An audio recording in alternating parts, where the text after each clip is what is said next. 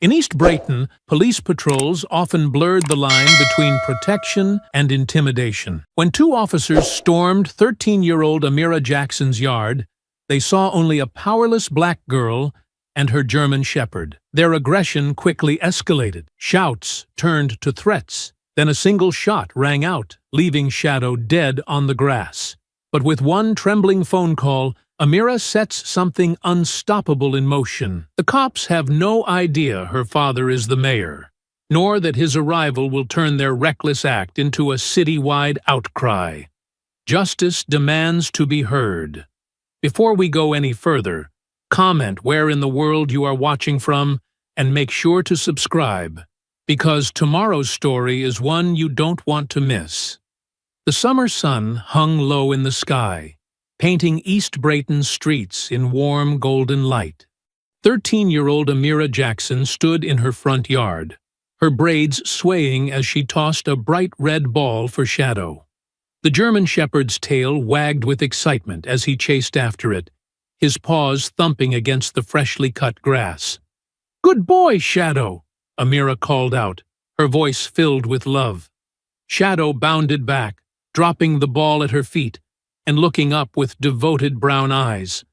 She reached down to scratch behind his ears, and he leaned into her touch. The peaceful moment shattered as police sirens wailed in the distance.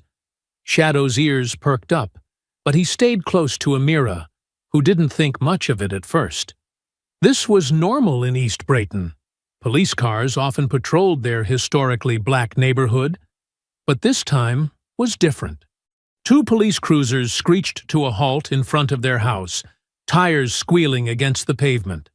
Officer Mark Danley jumped out first, his hand already on his gun holster. His partner followed, both approaching with aggressive stances.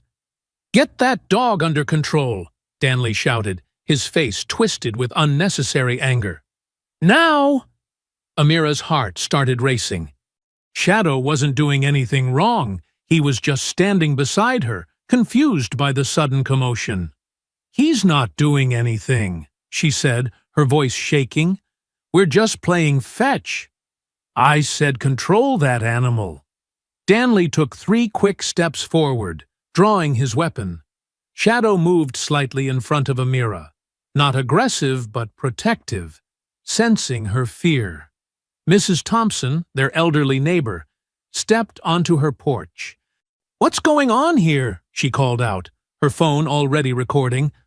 Other neighbors began emerging from their homes, drawn by the shouting. "Step away from the dog!" Danley's partner yelled, but his voice lacked the same hatred as Danley's. "We got a call about a dangerous animal." Amira's hands trembled as she gripped Shadow's collar, more to reassure herself than to control him. "He's not dangerous. He's my dog. We live here."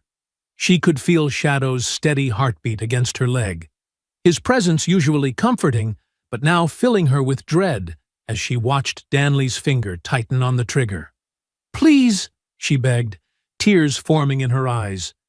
"He's not doing anything wrong." More phones appeared in windows and doorways, recording the scene. The evening air grew thick with tension as neighbors called out in protest. "Leave them alone! The dog isn't doing anything!" But Danley's face only grew harder, his prejudice visible in every line of his expression. Shadow shifted his weight, still protecting Amira, and that was all the excuse Danley needed. The gunshot cracked through the air like thunder. Shadow yelped, a sound that would haunt Amira's dreams forever. His body jerked, and warm blood sprayed across Amira's legs as he collapsed. "Shadow!" Amira's scream tore through the neighborhood, raw with horror and disbelief. She dropped to her knees beside him, her hands hovering over his body, afraid to touch and make it real. Shadow's eyes, still full of love and confusion, met hers one last time. His tail gave a final weak wag, and then he was gone. "No, no, no," Amira sobbed, finally touching his fur, still warm. "Shadow, please." The neighborhood erupted in chaos. People shouted in outrage, phones captured everything, and more police cars arrived with flashing lights that painted the scene in surreal bursts of red and blue. "Get away from the animal!" Danley shouted. But Amira couldn't move, wouldn't move. Her whole world had narrowed to Shadow's still form, her tears falling onto his fur, mixing with his blood on the grass she'd played on just moments ago. "Mrs. Thompson's voice cut through the chaos. "She's just a child. What have you done?" Other officers tried to establish a perimeter, pushing neighbors back, but phones kept recording. Danley stood with his gun still drawn, trying to look justified, but failing to hide the flicker of uncertainty in his eyes as he realized whose daughter he'd just traumatized. The red ball lay forgotten in the grass, a bright spot of color against the growing darkness. Shadow's leash dangled empty from Amira's pocket, swaying in the evening breeze. "Shadow," Amira whispered, her voice breaking as she stroked his fur. Her tears fell faster now, her body shaking with sobs. The warmth of the summer evening had turned cold, and the golden sunlight that had made everything beautiful just minutes ago now felt like a cruel spotlight on her pain. Neighbors pressed closer despite police warnings, their voices rising in anger and dismay.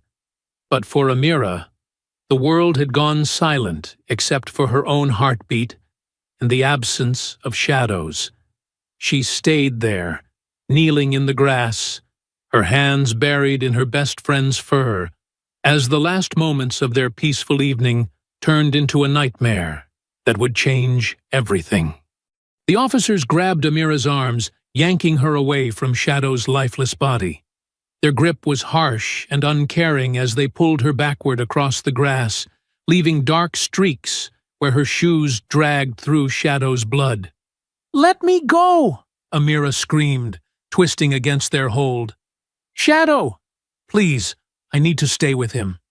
"Stop resisting!" one officer barked, tightening his grip until it hurt.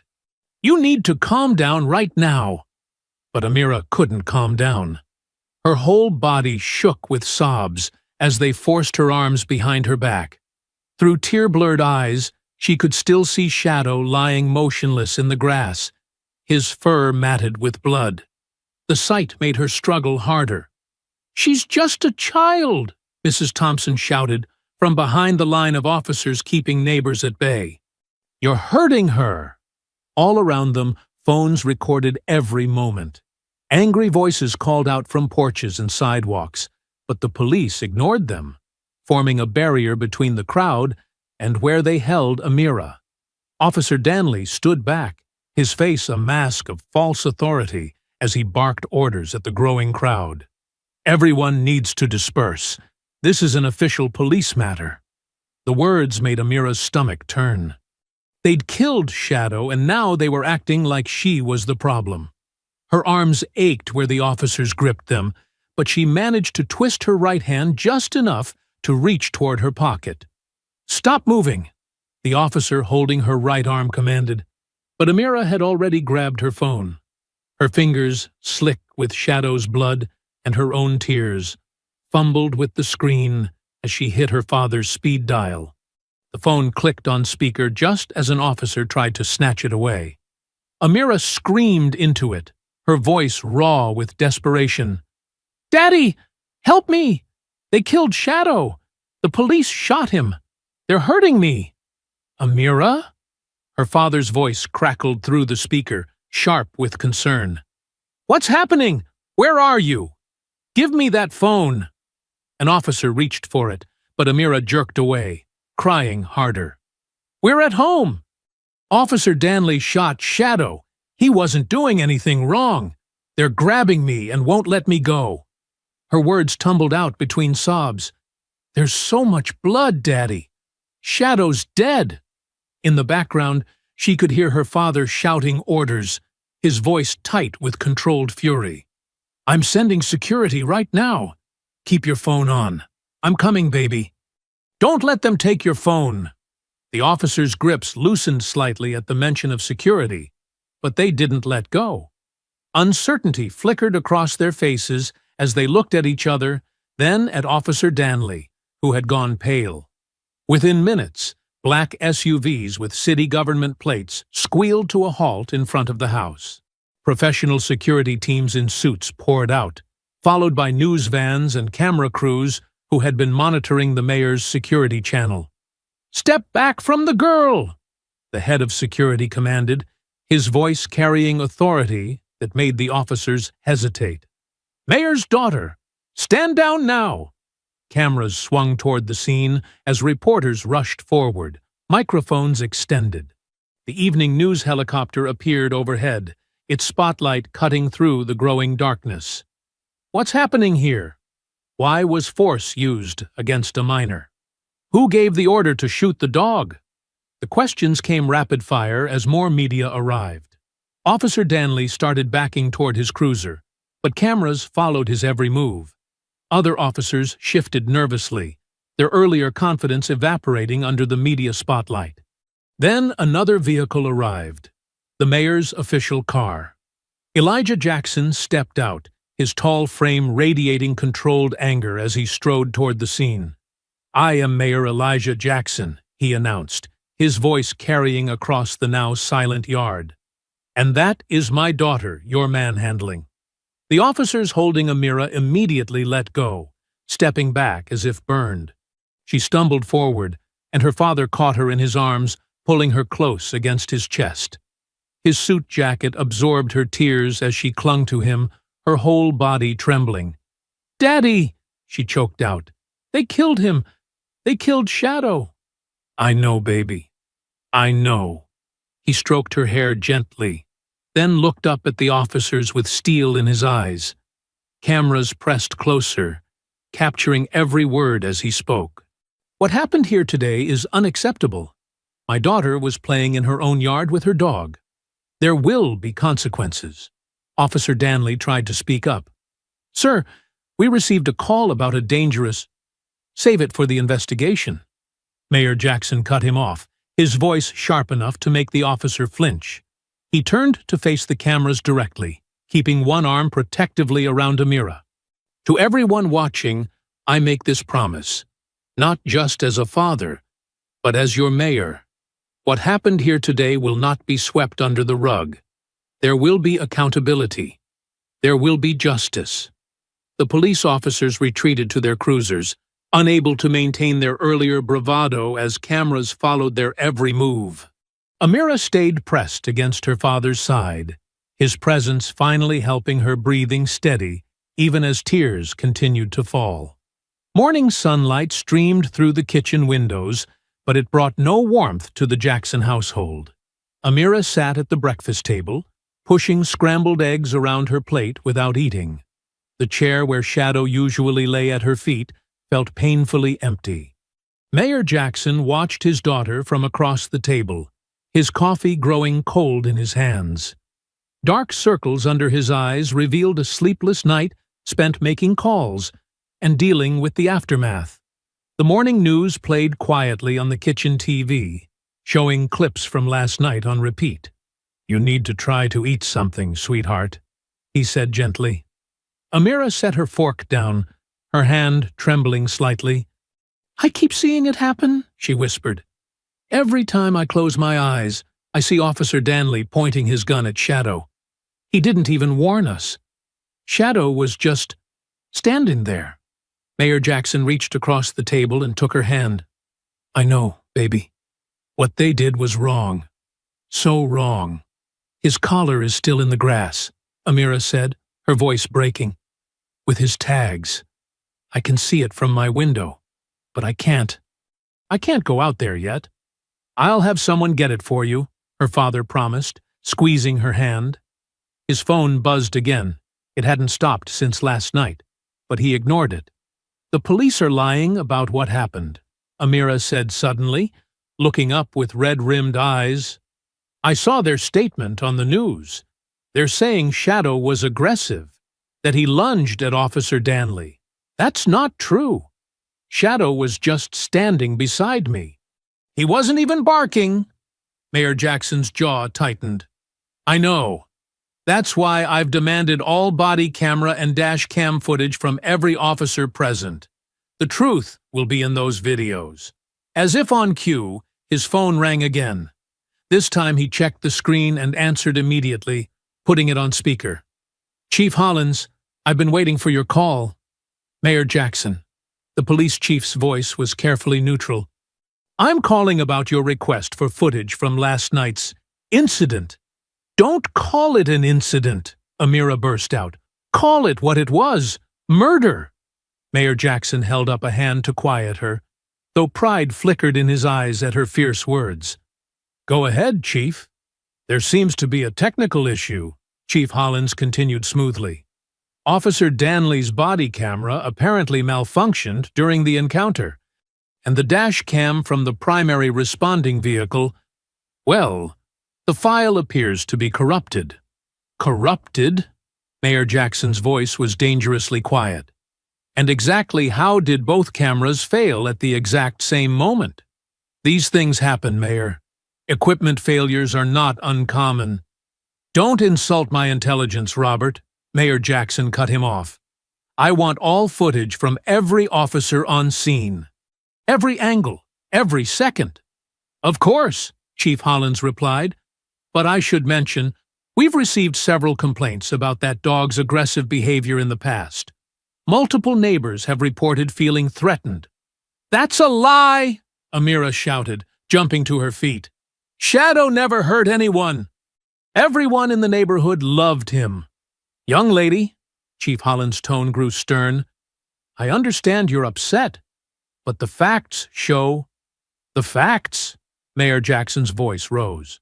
The facts are that your officer shot a family pet in front of a child without provocation. The facts are that dozens of witnesses and cell phone videos show exactly what happened. And now you're telling me the official police footage has mysteriously vanished? Mayor, I would advise you to consider the broader implications here. The department's reputation. The department's reputation? Mayor Jackson stood up, pacing the kitchen. Your officer killed my daughter's dog in our front yard, and you're worried about reputation. Sir, these situations are complex. Perhaps we could discuss this privately. Find a way to handle this that benefits everyone. We're done here, Mayor Jackson said flatly. Expect formal requests for all footage and documentation within the hour. And, Chief, if anything else mysteriously disappears, I'll have state investigators in your office by sunset. He hung up, his hand clenching around the phone. Amira watched him, tears sliding down her cheeks. They're going to cover it up, aren't they? She asked quietly.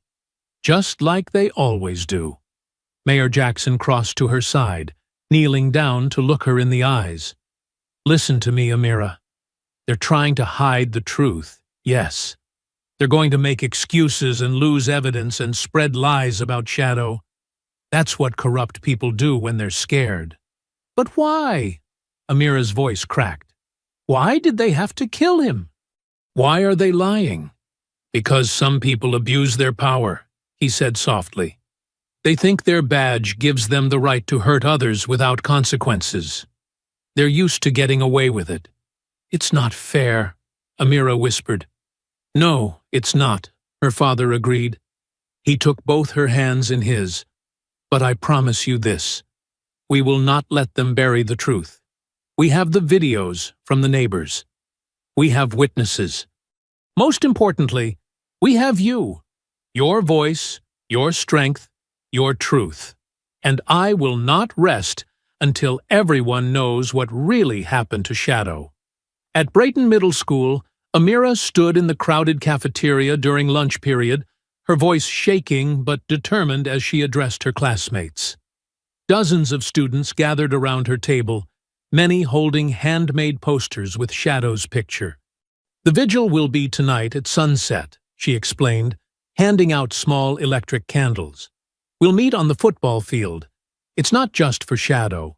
It's for every pet, every family that's been hurt by police violence in our neighborhood. Her best friend Maria helped distribute flyers showing Shadow's smiling face. Everyone loved Shadow, Maria told the group. He used to wait with us at the bus stop every morning, remember?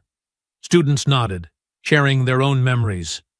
He let me pet him when I was scared on the first day of school, a sixth grader added quietly. My mom saw the whole thing, another student said. She recorded it on her phone. Officer Danley didn't even give a warning. The cafeteria buzzed with angry whispers and plans for the vigil. Some students were already wearing black ribbons Amira had made, but not everyone supported her. At a far table, she noticed a group of students watching with disapproving faces, including the daughter of another police officer. The lunch bell rang, but before Amira could gather her things, Vice Principal Matthews appeared at her table. His face was stern. "Miss Jackson, come with me," he ordered. Now. In his office, Amira found herself facing not just the vice principal, but also the principal, Dr. Carter, and the school resource officer. Her heart pounded, but she sat up straight, just like her father always did at difficult meetings. "This unauthorized gathering needs to stop immediately," Dr. Carter said, shuffling through the vigil flyers. "You're creating a hostile environment and disrupting school operations." "It's just a peaceful vigil," Amira protested. "We have a right to gather and remember Shadow." "You're inciting division," Vice Principal Matthews cut in. "Turning students against law enforcement, spreading anti-police sentiment." "I'm spreading the truth," Amira's voice rose. "Officer Danley killed my dog for no reason. There's video evidence." "That's enough, Doctor." Carter slapped her hand on the desk. "This is exactly the kind of inflammatory rhetoric we're talking about. You're suspended. Effective immediately." "What?" Amira stood up, shocked. "You can't suspend me for organizing a memorial." "We can, and we are," Dr. Carter said firmly. 3 days suspension for disrupting school operations and creating a hostile environment. Officer Brooks will escort you to clean out your locker. Across town at City Hall, Mayor Jackson sat in his office, facing down 3 angry city council members. Councilman Richards paced in front of his desk. "This has to end, Elijah," Richards insisted. "The police union is threatening action. Donors are pulling support. You're going to destroy everything we've built." "Everything we've built?" Mayor Jackson repeated quietly. "You mean the system that lets officers shoot family pets without consequences?" Councilwoman Martinez leaned forward. "Be reasonable. It was unfortunate, yes, but pushing this issue is political suicide. Think about your re-election. Think about your daughter's future," Councilman Peters added. "You really want her labeled as the girl who started a war with the police department? Over a dog?" Mayor Jackson's phone buzzed. A text from Amira. "They suspended me. Can you come get me?" He stood up slowly, his hands flat on his desk. "Get out." "Excuse me?" Richards stopped pacing. "Get out of my office." Mayor Jackson's voice was steel. "All of you. And let me be very clear. If you ever use my daughter to threaten me again, you'll regret it." "You're making a mistake," Martinez warned, standing. "The council votes on your initiatives next week. Your reform proposals, the community center funding, all of it. Don't throw away your agenda over this." "My agenda?" Mayor Jackson laughed bitterly. "My agenda is justice. My agenda is making sure no other child watches their pet die in their front yard. Now get out." Later that evening, Amira sat on their living room couch, still in her school clothes, tears dried on her cheeks. Mayor Jackson joined her, setting down 2 mugs of hot chocolate. "They're saying I'm causing trouble," Amira said softly, "that I'm making the school look bad. But all I wanted was to remember Shadow." "You're not causing trouble," her father assured her. "You're standing up for what's right. There's a difference. But they're threatening you too, aren't they? I heard you on the phone." She looked up at him. "They want you to stop fighting for Shadow." Mayor Jackson sighed, wrapping an arm around her shoulders. "They think everyone has a price that we'll give up if they threaten our comfort, our reputation, my position." "Will we?" Amira's voice was small. "No," he said firmly. Some things matter more than politics, more than power, more than staying comfortable. He squeezed her shoulder. Truth matters. Justice matters. Standing up for what's right matters, even if it costs you everything. Especially then, he said, because if we let them bury this truth, if we let them pretend it didn't happen, we're telling them it's okay, that they can keep hurting people, keep lying, keep covering it up. The streetlights cast long shadows across Mayor Jackson's desk as he waited in his darkened office. It was well past normal hours at City Hall, but tonight's meeting couldn't happen in daylight. At exactly 9 p.m., a sharp knock echoed through the empty corridor. "Come in," he called softly. Jada Cross entered, her press badge from 5 years ago still hanging defiantly around her neck. She looked exactly as he remembered. Determined eyes, natural hair pulled back tight, and a laptop bag that had seen better days. "Mayor Jackson," she said, remaining standing, "didn't expect to ever be invited back into this building. Please, sit." He gestured to the chair across from him. "And it's just Elijah tonight. No titles." Jada sat, but her posture remained guarded. "I saw the videos of what happened to your daughter's dog. Typical Brayton PD. Shoot first, destroy evidence later. That's why I called you." Mayor Jackson leaned forward. "You tried to expose them 5 years ago. They buried your story and got you fired." "They did more than that." Jada's voice was bitter. "They blacklisted me from every major outlet in Texas, labeled me a conspiracy theorist, destroyed my career because I dared to question the thin blue line. But you kept everything, didn't you?" Mayor Jackson's eyes met hers. "All the evidence, all the connections you uncovered?" A slight smile crossed Jada's face. "Every last bite. Been waiting for the right moment, the right ally." She opened her laptop. "Officer Danley? He's just the tip of the iceberg. The corruption goes all the way to the top." For the next hour, Jada showed him files, photos, and documents. Evidence of police brutality covered up, missing evidence, suspicious deaths labeled accidents, and money flowing through shell companies connected to department leadership. "This is bigger than Shadow," Jada explained, pulling up more files.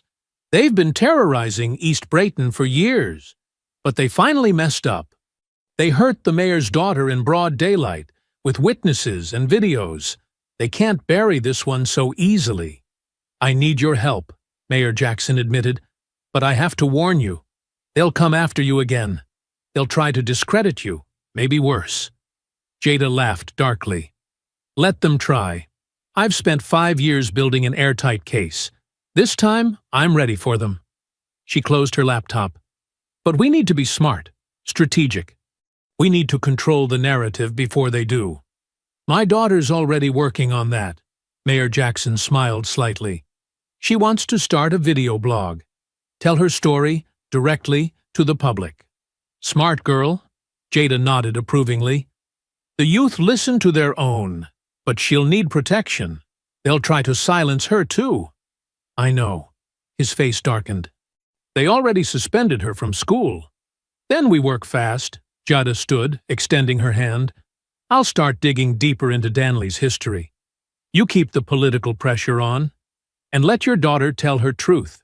Between the three of us, we'll crack this wide open." Back at the Jackson home, Amira sat cross-legged on her bed, surrounded by art supplies. She carefully finished the logo for her vlog, a black-and-white sketch of Shadow with the words, "Shadow's Justice," in bold letters beneath. Her phone was propped up on a stack of books, ready to record. She took a deep breath, checking her appearance one last time. Her natural hair was styled perfectly, and she wore Shadow's collar around her wrist like a bracelet. The wall behind her displayed photos of Shadow, playing in the yard, sleeping on the couch, sitting proudly in his graduation bandana from puppy training class. "Ready," she whispered to herself, pressing record. "Hi, I'm Amira Jackson, and this is Shadow's Justice. 5 days ago, My best friend was murdered by police in our front yard. His name was Shadow, and he was the gentlest German shepherd you'd ever meet." Her voice grew stronger as she spoke, sharing memories of Shadow, how he'd wait with her at the bus stop, how he'd bring her toys when she was sad, how he'd learned to give high fives to everyone he met. "Officer Danley didn't see that Shadow, though," she continued. "He saw what he wanted to see. A threat. A reason to pull his gun. He didn't warn us. Didn't give Shadow a chance. Didn't care that he was killing a child's pet in front of her eyes." She held up her phone, showing the videos her neighbors had taken. "They say his body camera wasn't working. They say another officer's dashcam footage disappeared. They say Shadow was dangerous. But we have the truth right here. And I'm not going to let them bury it." Amira's hands shook slightly, but her voice remained clear. "This channel isn't just about Shadow. It's about every pet, every person who's been hurt by police who abuse their power. It's about standing up and saying no more. No more cover-ups. No more lies. No more killing innocent beings because of fear or hate." She touched Shadow's collar on her wrist. "I'm 13 years old. They think they can silence me. They already suspended me from school for organizing a vigil. But I'm not going anywhere. Shadow's justice starts now." After reviewing the footage, Amira carefully edited it, adding photos and clips. Her finger hovered over the post button as midnight approached. Fear and determination battled in her chest. Finally, she pressed down firmly, watching as her first video uploaded to the world. Sunlight streamed through Amira's window as her phone buzzed non-stop. She grabbed it, still groggy from staying up late posting her video. Her eyes widened at the notification count. "Dad!" she called out, running downstairs in her pajamas. "Dad, look at this!" Mayor Jackson was already at the kitchen table, coffee in one hand, tablet in the other. "I see it, baby. Your video hit a nerve." The numbers were staggering. Over 100,000 views overnight. Thousands of comments. Shadow's justice was trending locally on social media. People were sharing their own stories of police encounters, posting photos of their pets, demanding answers from the Brayton Police Department. "Listen to this comment," Amira read from her phone. "My brother's dog was shot by police last year in Houston. They said he was aggressive too. Thank you for speaking up. There are hundreds like this, Dad." Mayor Jackson nodded grimly. "The police chief wants an emergency meeting. Says we're inflaming tensions in the community." "Good," Amira said firmly. "Maybe now they'll listen." Outside, news vans lined their street. Reporters called out questions as Mayor Jackson left for City Hall. He paused at his car, turning to face the cameras. "My daughter spoke her truth last night," he declared. "As her father, I'm proud of her courage. As your mayor, I promise complete transparency in this investigation. The people of Brayton deserve nothing less." Across town, Jada Cross sat in her small apartment, surrounded by stacks of files and multiple computer screens. She hadn't slept, fueled by coffee and determination. Officer Danley's personnel file was a maze of redactions and missing documents, but Jada had spent years building contacts inside the department. Her phone buzzed, a text from a clerk in records. "Check incident report. Under 2D847, June 2019. Similar dog shooting, East Brayton. Footage lost, then, too." Jada's fingers flew across her keyboard. The incident had been buried, the complaint marked unsubstantiated, like so many others. But the victim's description matched Danley's pattern perfectly. Her doorbell rang. A manila envelope sat on her welcome mat. No sender listed. Inside were copies of 9 internal affairs complaints against Danley, all mysteriously resolved with no disciplinary action. Excessive force, racial profiling, evidence tampering. "Got you," Jada whispered, scanning the documents. By midday, Brayton was a city divided. Blue Lives Matter supporters gathered outside police headquarters, waving flags and demanding Mayor Jackson's resignation. Across town, a larger crowd assembled in East Brayton, carrying signs with Shadow's photo and chanting, "No justice, no peace." Amira posted a second video addressing the growing tension. "This isn't about taking sides," she explained. "This is about right and wrong, about truth and lies, about power and how it's used. Shadow didn't see color. He loved everyone. We should learn from him." The video quickly surpassed her first one. National news outlets picked up the story. Justice for Shadow trended nationwide. Mayor Jackson faced the city council, standing firm despite their demands to control the situation. "My daughter has a constitutional right to speak," he reminded them. "And I have a duty to investigate serious allegations of misconduct in our police department." "You're committing political suicide," Councilman Weber warned. "The police union will bury you." "Then I'll be buried standing up for what's right," Mayor Jackson replied. Back in her makeshift office, Jada followed a trail of financial records. Officer Danley's name kept connecting to suspicious overtime payments, all approved by the same superior. The pattern stretched back years, involving multiple officers. She cross-referenced the dates with incident reports. Every time a complaint was filed against Danley, large overtime payments followed. Money to stay quiet. Money to make evidence disappear. As evening fell, Jada discovered something that made her breath catch. Danley's personnel file had been altered recently, just hours after Shadow's shooting. Someone high up in the department had accessed and modified records. She traced the digital signature. It led straight to internal affairs and higher. Her hands shaking with excitement, Jada dialed Mayor Jackson's private number. "Mayor," she said when he answered, "I've got it. The whole corrupt system, how they cover up complaints, who's involved, where the money goes, everything. Are you sure?" His voice was tense. "We need this to be airtight." "Trust me," Jada replied, looking at her screens full of evidence. "By morning, I'll have enough to shake this department to its foundation. They won't be able to bury this one." The sun hadn't risen when Jada's phone buzzed at 5:47 a.m. An unknown number. She almost ignored it, but something made her answer. "Ms. Cross?" The male voice was barely above a whisper. "This is Officer Luis Mendez from Brayton PD. I have something you need to see." Jada sat up straight in her chair, instantly alert. "I'm listening."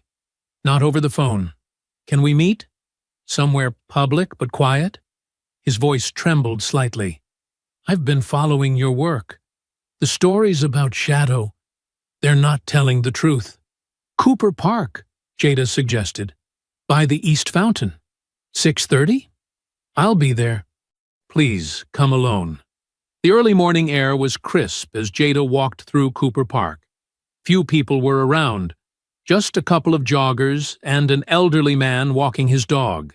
She spotted Officer Mendez easily, sitting on a bench in civilian clothes, hands clasped tightly in his lap. "Thank you for coming," he said as she sat beside him. His eyes darted around nervously. "What I'm about to show you, it could cost me everything." "I protect my sources," Jada assured him. "Always have." Luis pulled out a small USB drive.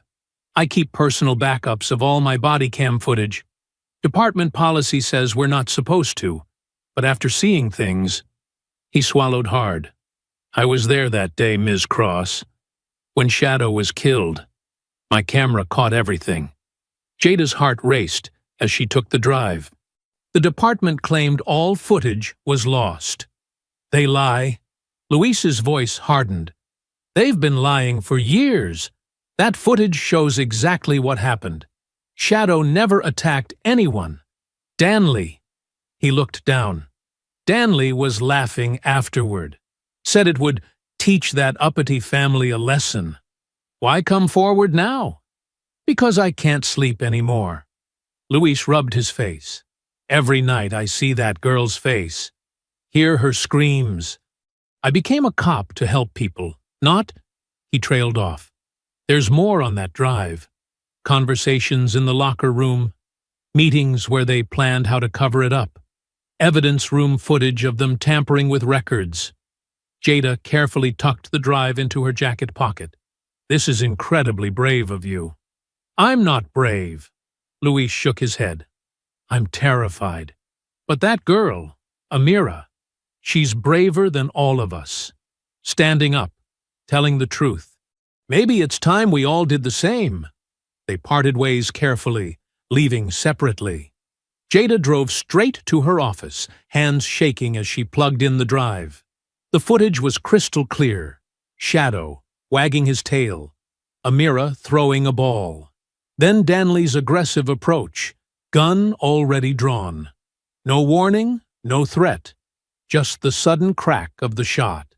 And afterward, the officers huddled together, Danley's voice clear.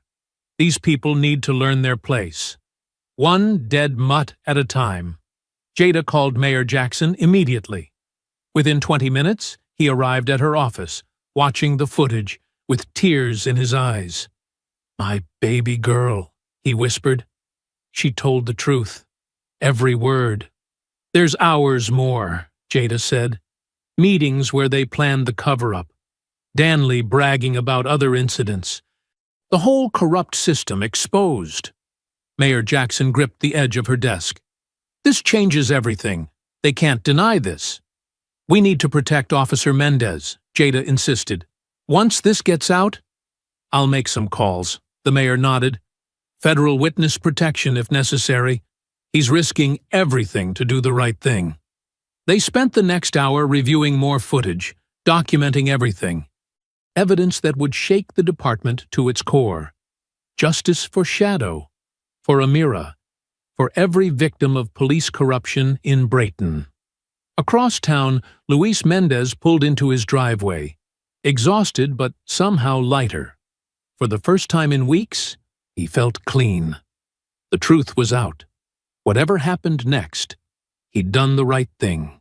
He didn't notice the unmarked police car parked 3 houses down, or the 2 officers inside watching his every move through binoculars. He didn't see them take photos as he entered his house, or hear them radio back to headquarters. Target is home, proceeding as discussed. Luis made coffee, checked his email, tried to act normal, but his hands wouldn't stop shaking. He kept thinking about the footage, about Amira's courage, about years of silence finally broken. Looking out his kitchen window at the rising sun, he whispered a quiet prayer for protection, unaware that dark forces were already moving against him. Mayor Jackson's phone rang at 4:38 a.m. His heart dropped when he saw the police chief's number. Mr. Mayor? Chief Roberts' voice was oddly formal. There's been an incident. Officer Luis Mendez was found deceased in his home about an hour ago. Initial evidence suggests suicide. The mayor's hands went cold. Suicide? That's impossible. A note was found. Roberts cut in. He'd been struggling with depression, apparently. Very tragic. Elijah knew it was a lie. He'd seen Luis just yesterday, a man determined to expose the truth, not end his life. He hung up without responding and immediately called Jada. No answer. His phone buzzed with a text from an unknown number. Check the morning news. Turning on the TV, his stomach churned. Breaking news banner. Local journalist arrested for cybercrimes. The footage showed Jada being led out of her apartment in handcuffs, face grim but defiant. Dad? Amira stood in the doorway, still in her pajamas. What's happening? Before he could answer, his phone rang again. City Manager Thompson, his voice dripping with fake concern. Elijah, we need to talk. My office, 1 hour. The city manager's office was cold despite the morning heat. Thompson sat behind his massive desk, flanked by 2 council members and the city attorney. This is a courtesy meeting, Thompson began, sliding a folder across the desk. We're giving you a chance to resign gracefully. Mayor Jackson didn't touch the folder. And if I refuse? Thompson clicked a remote. A video played on the wall screen. Grainy footage showing someone who looked like Amira spray-painting police cars. Amazing what technology can do these days. Of course, this footage is clearly fake, but the public might not see it that way. You're threatening my daughter? Elijah's voice was deadly quiet. We're offering you a dignified exit, Councilwoman Peters said smoothly. Full pension, glowing recommendations. The alternative could be messy. Where's the real footage? Elijah demanded. The evidence Officer Mendez provided? Thompson spread his hands innocently. What footage? Our IT department has no record of any unauthorized backups. And now, sadly, we can't ask Officer Mendez about these allegations. You killed him. The words hung in the air. That's a serious accusation, Mr. Mayor, the city attorney warned. Officer Mendez's death was clearly self-inflicted. The medical examiner's report will confirm it. You have 24 hours to announce your resignation, Thompson said. Cite personal reasons, health concerns, whatever you prefer. After that, he gestured at the fake video still frozen on the screen. Elijah stood slowly. You know what your mistake is? You think because you have power, you have control. But there's something stronger than power. He walked to the door. The truth. Thompson laughed. Look around, Elijah. Your whistleblower is dead. Your journalist friend is in jail. The evidence is gone. What truth can you possibly prove? My daughter's truth, Elijah said quietly. The truth millions have already seen in her videos. The truth in the eyes of every person who watched her dog die. You can't erase that. Don't be stupid, Elijah, Councilwoman Peters snapped. Think about your daughter's future. I am. He opened the door. That's why I'm not backing down. At home, Amira was waiting. Her eyes were red but fierce. They killed Officer Mendez, didn't they? And they took Ms. Cross away? Elijah sat beside her on the couch. Yes, baby. They're trying to scare us into being quiet. Are you going to resign? No. He took her hand. You know why? Because you taught me something important. When Shadow died, you didn't hide. You didn't stay quiet. You stood up and told your truth, no matter how hard they tried to silence you.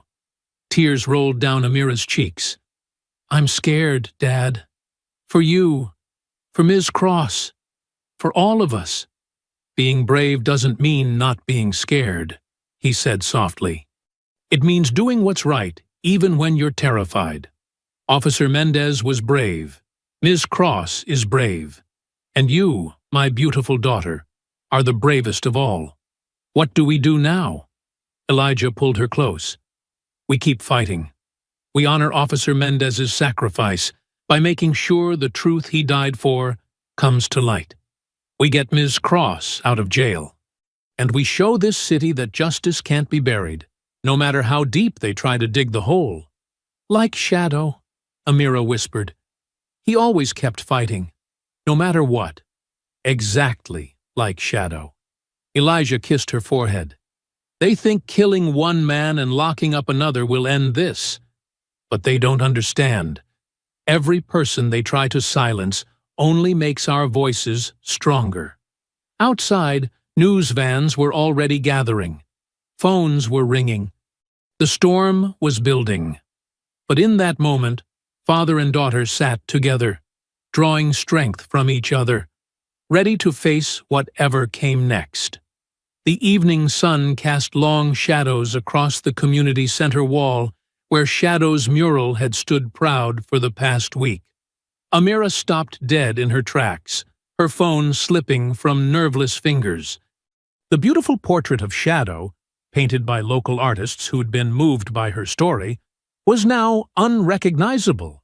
Thick black paint had been sprayed across Shadow's face. Cruel words covered the wall. Lying brat and Blue Lives Matter stood out in angry red letters. No! No! No! Amira's voice cracked as she stumbled forward. Her trembling hands reached out to touch the still wet paint. Someone had done this recently. Very recently. Mrs. Washington, her elderly neighbor who'd been walking her own dog, hurried over. "Oh, baby girl. I'm so sorry. I just passed by here an hour ago, and it was fine then." Amira's fingers came away black and red. Her vision blurred with tears, but she forced herself to take out her phone again. With shaking hands, she started recording. "This—" Her voice broke. She cleared her throat and started again. "This is what they do when the truth scares them. They try to cover it up. They try to make us ugly." The camera panned across the defaced mural. "But they don't understand. Every time they do something like this, they just prove why we need to keep fighting." Tears streamed down her face, but her voice grew stronger. "They killed Officer Mendez because he was brave enough to tell the truth. They arrested Ms.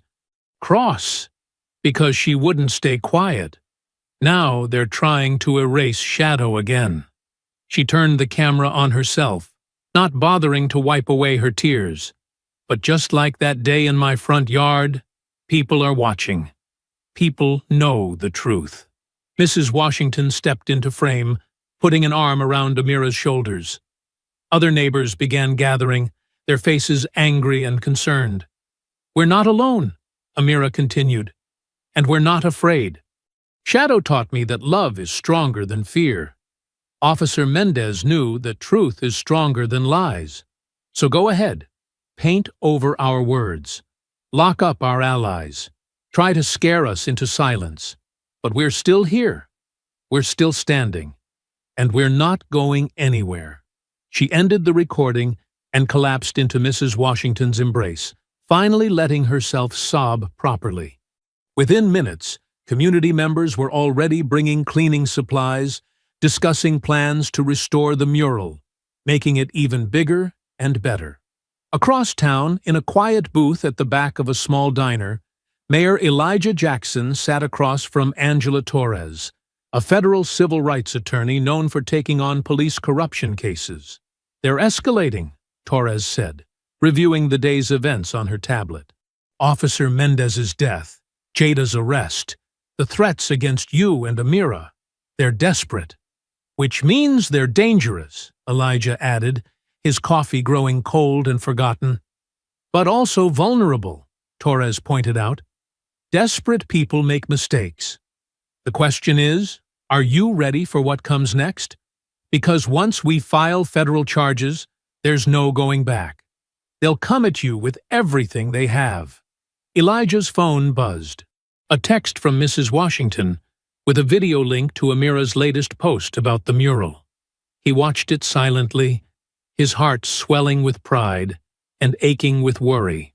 "They're already coming at us with everything," he said finally. "My daughter lost her dog. Then she lost her sense of safety. Now they're trying to take her voice. Officer Mendez lost his life. Jada lost her freedom. What else can they take?" "Your career," Torres reminded him. "Your reputation. Your—" "My soul?" Elijah interrupted. "Because that's what staying quiet would cost me. What kind of father would I be if I taught my daughter that comfort is more important than justice?" Torres nodded slowly. "I'll file the paperwork tonight. But we need to move fast. Every hour Jada spends in jail is another hour they have to destroy evidence." "Do it," Elijah said firmly. "And make it loud. I want press releases, press conferences, the works. No more shadows, no more quiet meetings. It's time to bring everything into the light." When Elijah got home, he found Amira sitting on Shadow's old bed in the corner of her room, holding his worn leather collar. "I saw your video," he said softly, sitting beside her. "They're never going to stop, are they?" she asked, running her fingers over Shadow's name tag. "Not on their own," Elijah admitted. "But that's why we don't stop either." He picked up Shadow's favorite tennis ball from the bed. "You know what I remember most about Shadow? how he never gave up during fetch. No matter how far I threw the ball, no matter how tired he always brought it back. Because he was loyal, Amira said quietly. Because he was determined, Elijah corrected. Just like you. Just like Officer Mendez. Just like Ms. Cross. They can paint over walls. They can make up lies. They can try to scare us away. But we keep coming back. We keep bringing the truth back, no matter how far they try to throw it away. Amira leaned against her father's shoulder. I miss him so much, Dad. I know, baby. He wrapped his arm around her. But you're honoring him every day. Every time you speak up, every time you stand strong, you're showing the world exactly who Shadow protected, exactly who they tried to silence, and exactly who they failed to stop. The morning sun had barely cleared the horizon when the steps of City Hall began filling with reporters. Mayor Elijah Jackson stood at the podium, his face set with determination. Camera shutters clicked rapidly as he adjusted the microphone. Good morning, he began, his voice steady and clear.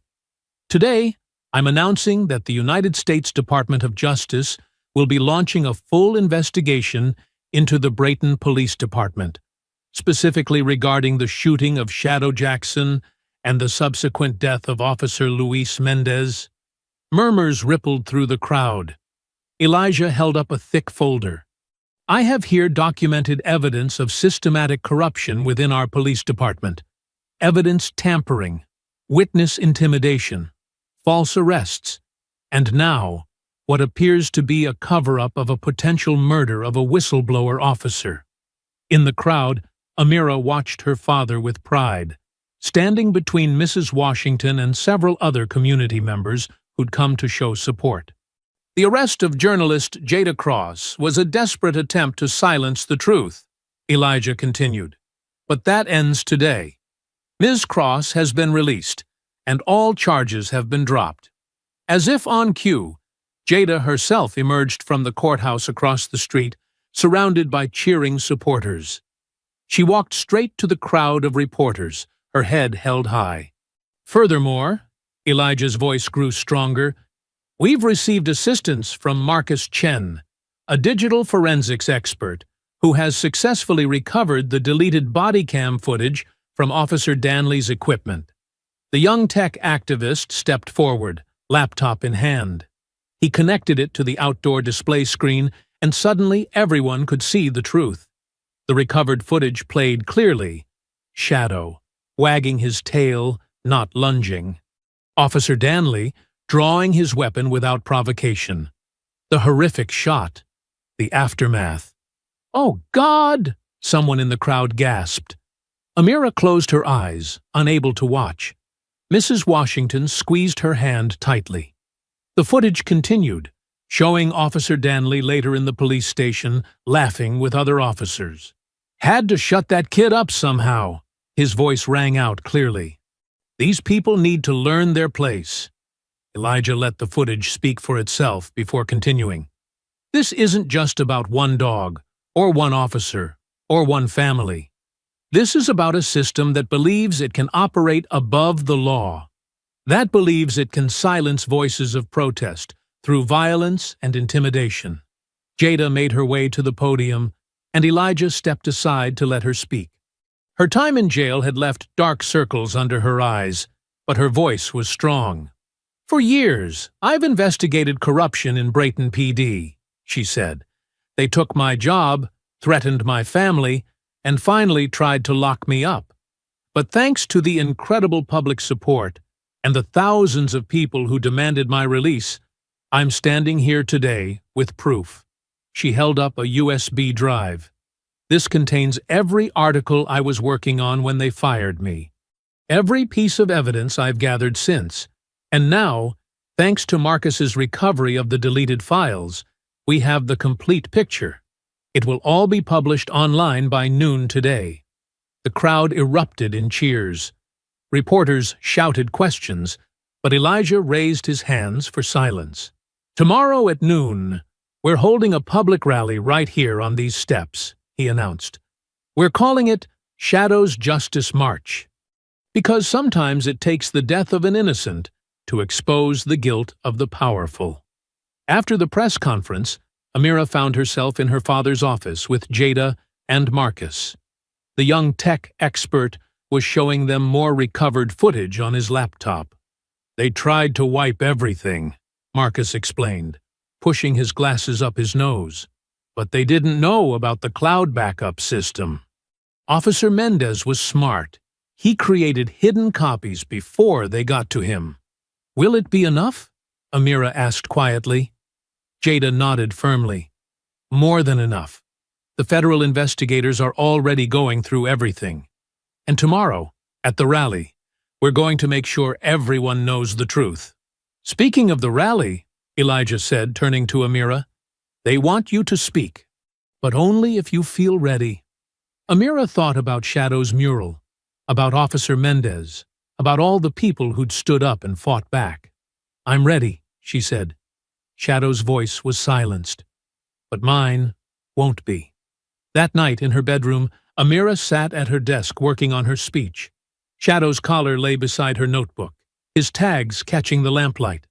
She'd been writing and rewriting for hours, wanting every word to be perfect.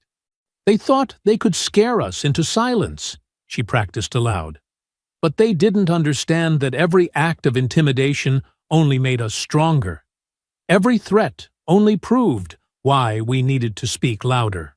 She glanced at Shadow's photo on her wall, remembering his brave heart and loyal spirit. The words flowed easier then, filling page after page with truth and determination. The house was quiet, her father long since asleep, but Amira kept working.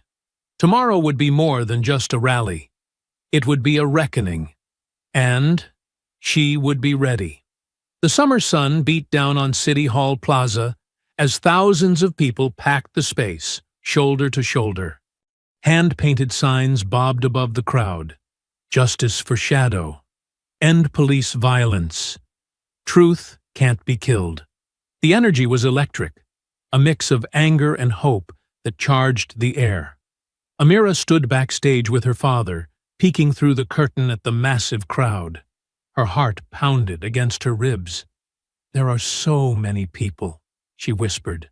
Elijah squeezed her shoulder. "They're all here because of you, baby girl. Because you refused to stay quiet." On the temporary stage, massive screens had been set up. Jada Cross stood at the podium, her press badge gleaming in the sunlight. She looked different today, confident, vindicated, powerful. "For years," Jada's voice boomed through the speakers, "I've investigated corruption in the Brayton Police Department. Today, thanks to the courage of Officer Luis Mendez, who paid the ultimate price for his honesty, we can finally show you the truth." The screens flickered to life. The crowd fell silent as the recovered body cam footage began to play. The crystal-clear video showed that summer evening from Officer Danley's perspective. Shadow, tail wagging, clearly no threat. Amira's young face, confused and scared. Then the sudden, unnecessary violence. Gasps and cries of outrage rose from the crowd. But Jada wasn't finished. The footage continued, showing Danley later at the station, laughing with other officers about the shooting. His casual cruelty, his racist comments, all captured in high definition. "But this isn't just about one incident," Jada continued, changing the screens to display documents, photographs, and more video clips. "This is about decades of systematic corruption." Charts and graphs appeared, showing patterns of misconduct complaints mysteriously disappearing. Financial records revealed kickbacks and illegal overtime schemes. Internal emails exposed cover-ups ordered by police leadership. Police Chief Richardson personally ordered the destruction of evidence in 17 cases of officer misconduct, Jada announced, displaying damning emails. Judge Harrison signed off on illegal warrants to intimidate witnesses, and City Council member Peterson helped funnel department funds through fake contractors. The crowd's anger grew with each revelation. But it wasn't chaos, it was controlled fury, the kind that demands change rather than destruction. We have copies of every document, every video, every piece of evidence secured in multiple locations, Jada declared. It's all being turned over to federal investigators today. But more importantly, it's being released to the public. The truth can't be buried anymore. The chant started somewhere in the back of the crowd. "Shadows justice! Shadows justice!" It spread like wildfire until thousands of voices joined together, shaking the windows of City Hall. Amira stepped onto the stage, her father right behind her. The chanting grew louder. She approached the podium, and Jada stepped aside, giving her an encouraging nod. Taking a deep breath, Amira faced the crowd. In her hand, she held Shadow's collar. "My dog Shadow was more than just a pet," she began, her voice clear and strong despite her nerves. "He was my protector, my friend, my family. When Officer Danley killed him, he thought he was teaching me a lesson about power. But the lesson I learned was different." She held up the collar, letting it catch the sunlight. "I learned that the truth is stronger than fear, that justice is stronger than corruption, that love is stronger than hate." The crowd hung on her every word. Even the reporters had stopped taking notes, just listening. "Shadow died protecting me," Amira continued. "Officer Mendez died protecting the truth, but their sacrifices won't be in vain.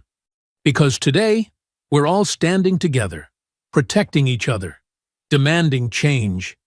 Mayor Jackson stepped forward then, standing beside his daughter. "Today," he announced, "I'm signing an executive order creating the Civilian Oversight Board for Police Accountability. Ms. Cross has agreed to serve as its first chairperson."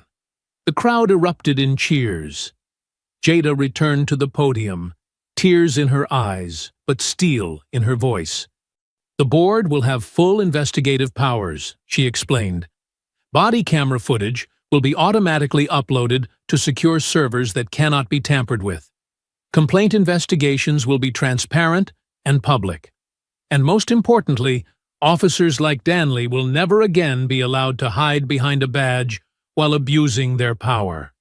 As if to punctuate her words, a commotion arose at the edge of the plaza. People turned to see Officer Danley being led away in handcuffs by federal agents, his face twisted in impotent rage. "The Department of Justice has issued multiple indictments," Jada announced, drawing attention back to the stage. "This is just the beginning of real change in Brayton." The crowd's cheers turned to chants again. "Shadows justice! Shadows justice!" Amira felt tears rolling down her cheeks. But they weren't tears of sadness anymore. Her father wrapped her in a tight embrace as the chants grew louder, filled with the promise of change and the power of truth finally revealed. Above them, on the massive screens, Shadow's happy face looked down on the crowd, a reminder of the innocent life that had sparked a movement for justice. The steps of City Hall buzzed with frantic energy as officials rushed in and out of the building, phones pressed to their ears. Inside, emergency meetings were being called, while outside, the crowd from the rally continued to celebrate. News vans lined the street, their satellite dishes reaching toward the sky like metal trees. Amira sat in her father's office, watching multiple news channels on the wall-mounted TVs. Her story, their story, was everywhere. National anchors spoke gravely about systematic corruption and abuse of power, while showing clips from the rally and the damning body cam footage. "Breaking news," a reporter announced, her voice urgent. Federal prosecutors have formally indicted Officer Mark Danley on multiple charges, including evidence tampering, civil rights violations, and conspiracy to obstruct justice. The door burst open as Jada rushed in, still riding the adrenaline from the rally. "You won't believe what's happening," she said, her eyes bright with excitement. The police chief just announced his resignation. Didn't even wait for the formal investigation, just grabbed his things and left the building. Mayor Jackson looked up from his desk, where he'd been reviewing emergency measures. Any word from the state? Better than that, Jada replied, holding up her phone. The governor's office just released a statement. They're launching a comprehensive investigation into all law enforcement agencies in the county. They're calling it the Shadow Act, new guidelines for police accountability and civilian oversight. Amira felt a warmth in her chest. Shadow's name would now be associated with positive change, not just tragedy. The mayor's assistant poked her head in. "Sir, the press is assembled in the conference room. They're waiting for your statement." Elijah stood, straightening his tie. "Ready for one more fight, baby girl?" Amira nodded, standing beside her father. Together, they walked through the bustling hallways of City Hall. Staff members stopped to applaud as they passed, some with tears in their eyes. The conference room was packed wall to wall with reporters. Camera flashes erupted as Elijah and Amira entered. Mayor Jackson approached the podium, his daughter standing proudly at his side. "Today marks a new chapter for Brayton," he began, his voice strong and clear. "The corruption that has plagued our police department for decades has finally been exposed, thanks to the courage of my daughter, the dedication of journalist Jada Cross, and the sacrifice of Officer Luis Mendez." He paused, letting his words sink in. "But exposure isn't enough. We need lasting change. That's why I'm announcing the creation of the Brayton Police Reform Commission. This independent body will oversee the complete restructuring of our police department." Questions erupted from the reporters. Elijah raised his hand for silence. "The commission will implement mandatory de-escalation training, establish clear use of force guidelines, and create a public database of officer complaints. But most importantly, it will work to rebuild trust between law enforcement and our community." A reporter raised her hand. "Mayor Jackson, what do you say to those who claim this is political revenge?" Amira stepped forward before her father could answer. "This isn't about revenge," she said firmly. "This is about making sure no other child has to watch their dog die for no reason. No other family has to lose a loved one because someone with a badge thought they were above the law." Her words silenced the room. Even the veteran reporters looked moved. "My daughter is right," Elijah continued. "This isn't about revenge, it's about justice. And justice isn't political. It's human." More questions followed, but the mayor handled them with calm authority. Yes, federal investigators would have full access to department records. Yes, other officers implicated in corruption would face consequences. Yes, the Civilian Oversight Board would have real power, not just advisory status. As the press conference wound down, Elijah's phone buzzed with a text from the district attorney. "Danley in custody, no bail. Trial date being set." Outside the conference room, city council members who had once pressured Elijah to stay quiet now rushed to align themselves with the reform movement. The same officials who had threatened his career were suddenly eager to be photographed shaking his hand. Hours passed in a blur of meetings, calls, and interviews. The sun had set by the time Elijah and Amira finally headed home, both exhausted but satisfied. In the car, Amira leaned against her father's shoulder. "Do you think Shadow would be proud?" she asked softly. "Baby girl, Shadow was always proud of you," Elijah replied, hugging her close. "And so am I. You didn't just fight for justice. You showed everyone how to fight for what's right." They drove through the streets of Brayton, passing groups of people still celebrating.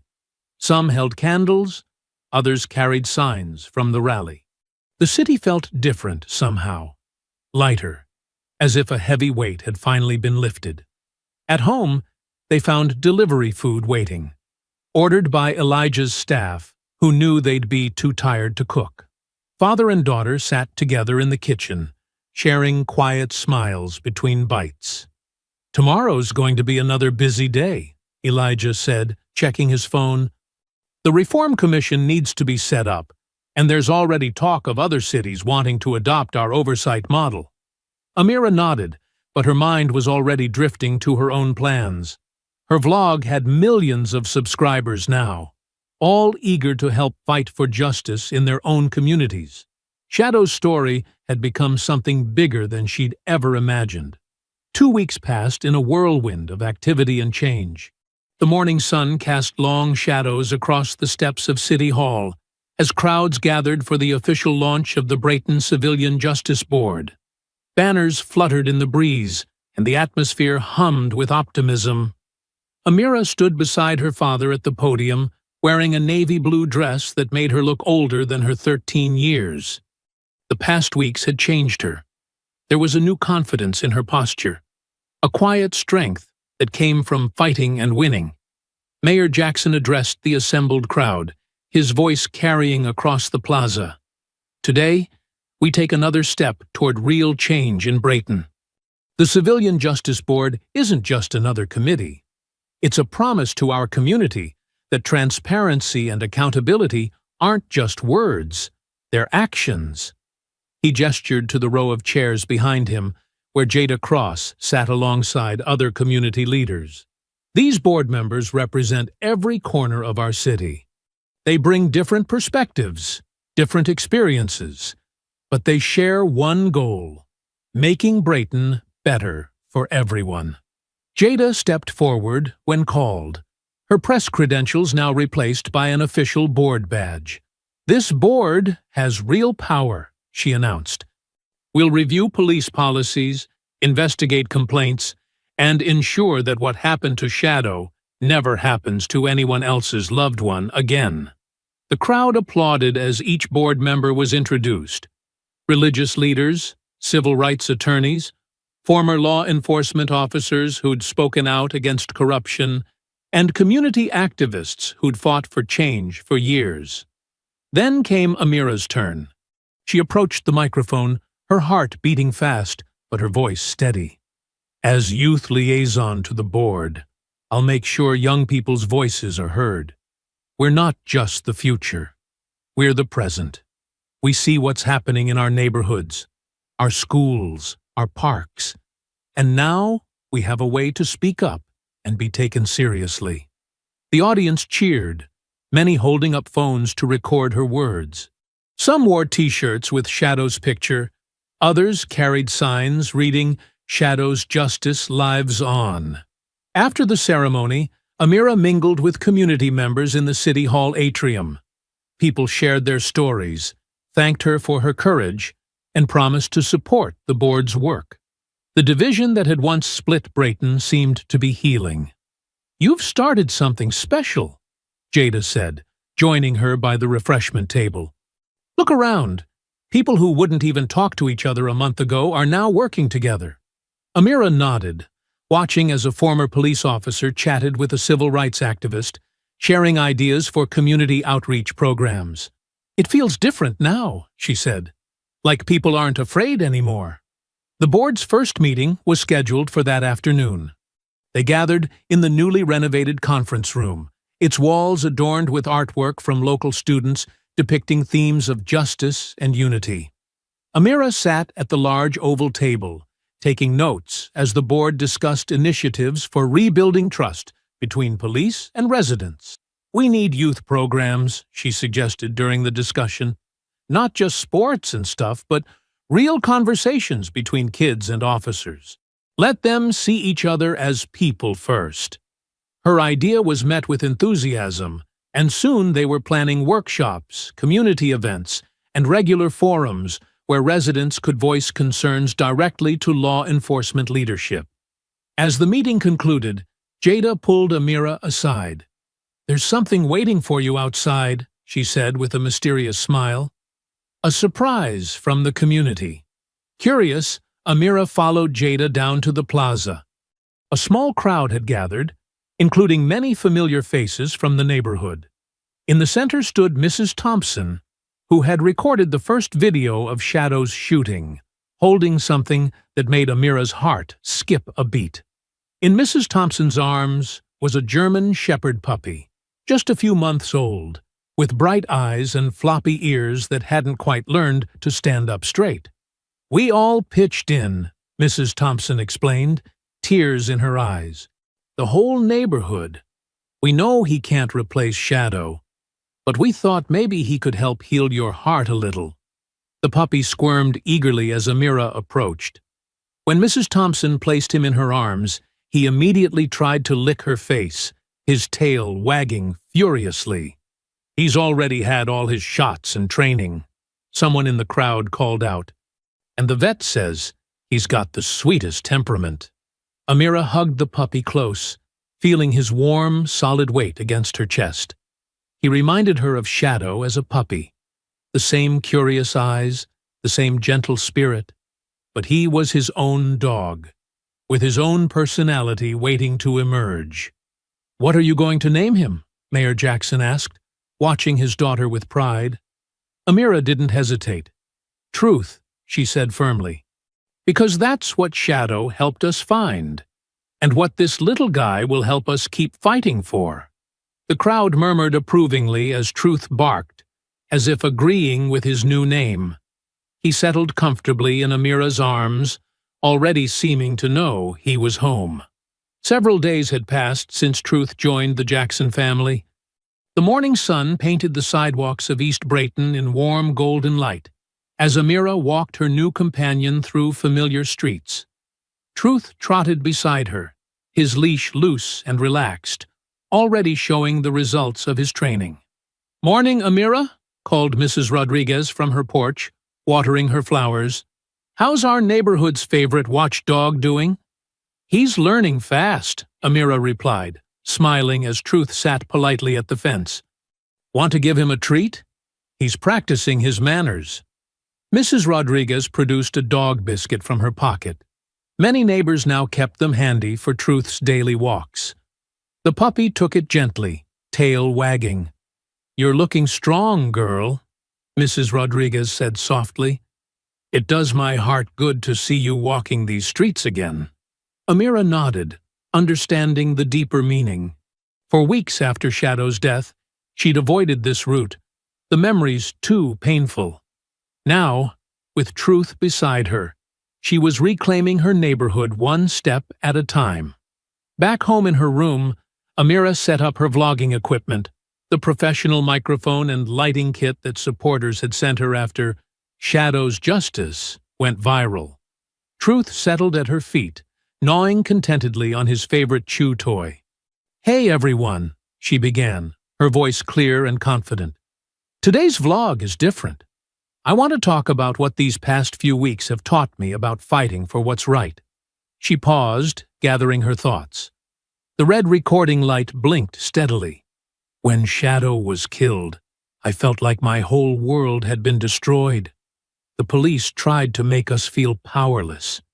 They thought they could just shoot a 13-year-old girl's dog and get away with it, like they'd gotten away with so much before." Truth looked up at her voice, ears perking forward. Amira reached down to scratch behind his ears before continuing. "But here's what I learned. They were wrong about being powerless. Every time they tried to silence us, we got louder.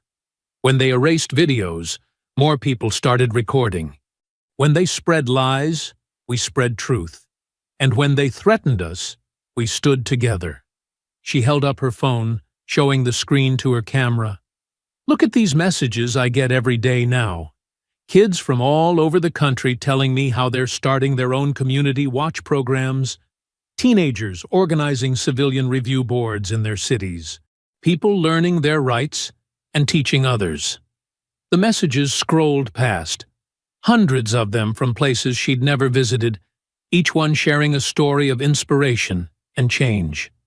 That's the real power of Shadow's Justice. It wasn't just about my dog, or even just about police reform. It was about learning that when we stand up together, we can make real change happen. Truth padded over to her desk, resting his chin on her knee. Amira smiled, remembering how Shadow used to do the same thing when she was upset. Some people ask me if I'm still angry about what happened. The truth is, yes, part of me will always be angry that Shadow died like that. But I've learned that anger can be fuel for change. It doesn't have to burn you up inside. You can use it to light the way forward. She gestured to the board member badge sitting on her desk. Look what we've accomplished already. The Civilian Justice Board is reviewing every police policy. Officers are getting new training. Community members are involved in decisions about public safety. And it's not just here. Other cities are using Brayton as a model for their own reforms. Truth barked softly, making Amira laugh. Even Truth here is part of the change. He's not just my pet. He's a symbol of healing for our whole neighborhood. People stop us on our walks to share their stories, to talk about their hopes for the community.